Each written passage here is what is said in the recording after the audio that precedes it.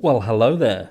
How you doing? You are looking amazing. You're looking amazing. Have you done something with your hair? Anyway, enough of that. We've got to get into the meat and potatoes because there's a lot to talk about. Surprise, surprise. So, we heard a few hours ago that Bryan Kohberger's parents had been called as witnesses by another secret grand jury, but this time over in Pennsylvania.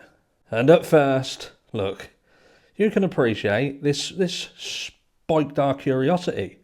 It even made some of us consider that we had been completely wrong all along. And perhaps Bryan Kohberger had done this, and not only had he done it, had some of the questions been answered as to how he managed to do it so swiftly, because he'd already acquired certain skills needed in order to do it. And what do I say to myself for feeling this way so quickly, being so naive? That's how I feel about it. Because now I've ingested it all, ingested, considered it, contemplated it, my thoughts and feelings are very, very different today. Maybe a good sleep did me well.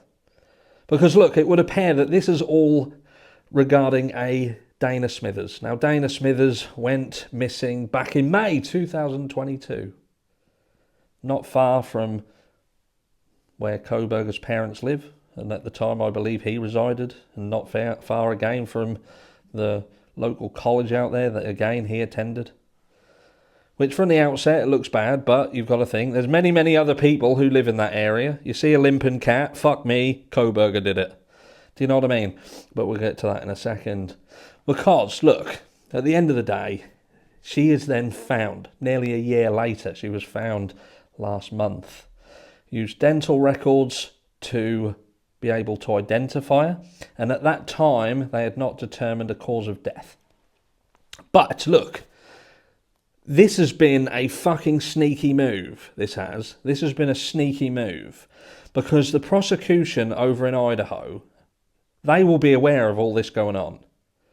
They've forced the subpoena on the parents as well. Oh, heaven forbid though, they didn't force a subpoena on a potential material witness who could have exonerated Bryan Kohberger.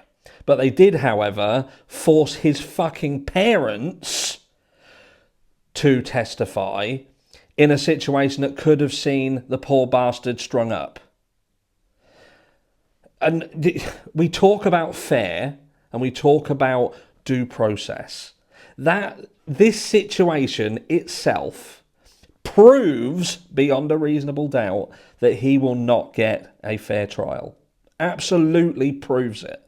The fact that they are not compelling witnesses to come forward that could potentially help him, but they are forcing witnesses that could potentially fuck him over, who are his family, and clearly going through as much of a stressful situation as what these potential material witnesses over in Idaho are. Let's not beat around the bush here. Bryan Kohberger, his parents are elderly parents. They're not young people. They're not sprightly. They're not young chickens like me. Do you know what I mean? They're getting on in their years, and there's nothing wrong with that. Life begins at 50. Spoken by every 50-year-old out there. Probably not 30-year-olds. But look, they're going through the fucking mill. Their son is currently incarcerated, being accused of a quadruple homicide. And look, whether he did it or whether he didn't do it, the impact on them is going to be the same. We've already heard that members of his family have lost their jobs because of their connection to him. And at the moment, the poor fucker is fraudulent slip. He's innocent until proven guilty. But look, regardless of that, this seems to me like a bit of a nasty tactic. Because that's sealed in stone now. That's sealed in stone. Like many people say, even if this guy is found innocent, his life is ruined. His life is ruined. So I feel that by trying to connect him to a crime, that at the moment there seems to be nothing that connects him to that crime.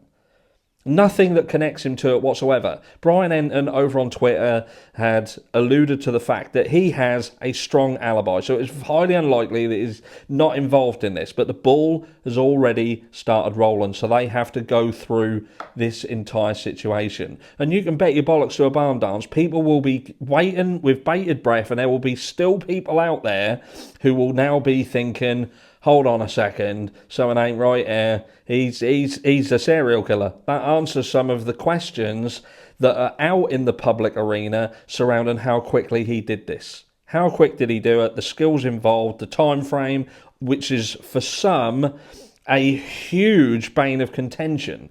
That time frame, and that answers it. If he'd been involved in other crimes and this was just part of a series of crimes they'd committed, there's your question answer. And they were crafty. They were crafty to slot that in here and lump the whole lot in together, which they have, even though they haven't from a paperwork perspective because of jurisdictions. It's involved. His name is out there now, connected to a potential murder of another 45-year-old female who lived close to where he did. Damage is done. Irreparable damage. And the judge has already issued warnings about mainstream media and the irreparable damage that is being done to this case. He is entitled to a fair trial, and he is not getting one. He is not getting one. And that is as simple as that. And if anybody else thinks that he is getting a fair trial or he deserves what's going on or anything, I fucking pray to God that you or none of your loved ones are ever in a situation where they're accused of something that they potentially didn't do. I genuinely hope that never happens to you, because nobody would wish this on anyone. Even if he's done it, you should advocate for an absolute fair system, so when the fucking curtains drop and everybody goes home and the lights fade, they've got the right person. Think about it. And I'll catch you all in the next one.